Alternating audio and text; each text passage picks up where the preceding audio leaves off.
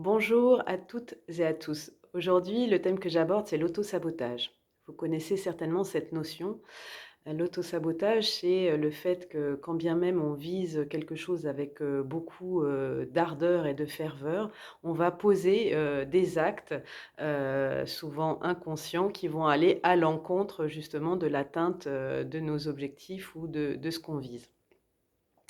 Ça peut se traduire par exemple, je souhaite, développer, mon activité professionnelle et au moment où je suis à 2 doigts de décrocher, le contrat avec un nouveau prospect, je vais par exemple, faire un acte manqué où je vais être dans une confusion, complète dans ce que je dis, au prospect, avoir une attitude, qui le fait douter quant à la qualité de ma prestation et finalement le contrat ne sera pas signé. Ça peut être, également le fait que, je délivre, une prestation avec, voilà, tout mon professionnalisme, mais avant de boucler complètement, je vais prendre, du retard. Je ne sais pas comment je me débrouille, mais tout d'un coup, voilà, je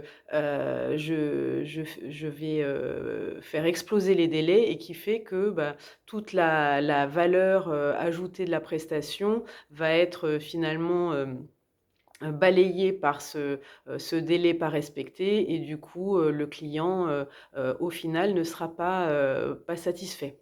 Ça peut être, je souhaite élargir mon cercle social, mon cercle amical, mais quand, finalement j'ai des opportunités ou des propositions, bah, j'ai toujours une bonne mauvaise raison de dire non, la fatigue, l'emploi du temps chargé, enfin bref, je finalement me donne pas les chances que, ça puisse, advenir. Donc tous ces actes d'auto-sabotage, ont notamment, pour racine, nos croyances, inconscientes. Ça peut être du style, «Je ne le mérite pas» ou «Forcément, pour y arriver, c'est difficile», «De toute façon, j'ai pas ma place dans un groupe». Hem, voilà, il y a tout un tas de croyances, qui nous agissent et qui font que, alors quand bien même qu'on souhaite quelque chose avec, beaucoup de force, on on ne met pas en place jusqu'au bout ce qui, nous permettrait, d'y parvenir. Ça peut, venir également, d'une sorte de conflit d'intérêts. C'est-à-dire que, bah, si, je deviens par exemple autonome financièrement, je peux, avoir peur, que ça remette en cause, l'équilibre du couple, et l'équilibre, voilà, familial, tel qu'il est aujourd'hui. Et du coup, ayant peur de ça, je vais me débrouiller pour finalement ne pas développer cette autonomie financière à laquelle j'aspire.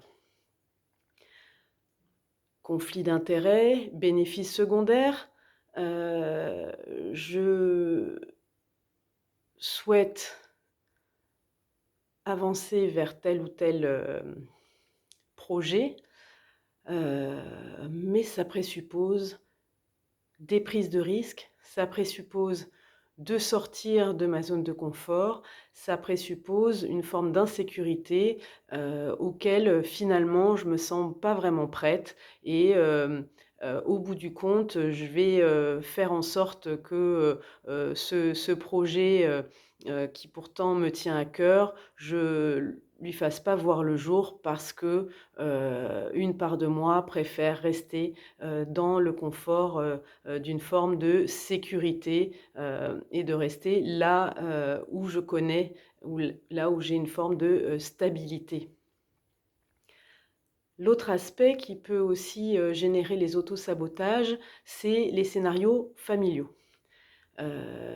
Finalement une sorte d'équilibre qui peut y avoir dans un système familial parce que chacun tient un rôle, prédéterminé et sortir de ce rôle-là, peut s'avérer compliqué. Alors des fois, on en a conscience, des fois pas et au-delà de la prise de conscience, tant que ce n'est pas travaillé, je dirais, sur les différents plans, c'est-à-dire non seulement la prise de conscience, mais y compris la dimension plus énergétique et corporelle dans, ce que l'on peut avoir en termes de mémoire cellulaire notamment.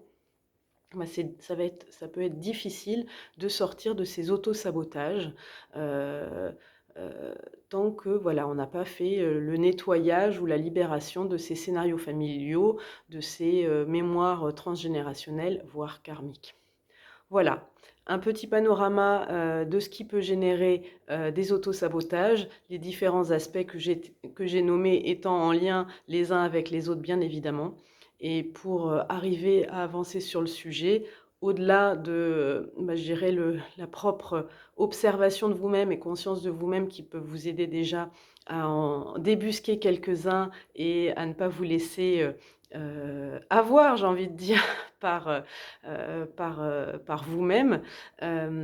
Après, bien évidemment, le fait d'être accompagné peut vous aider à, avancer sur ces sujets-là. Dès que vous sentez qu'il y a un scénario répétitif qui est à l'œuvre, c'est un point d'alerte pour, aller, explorer, de ce côté-là.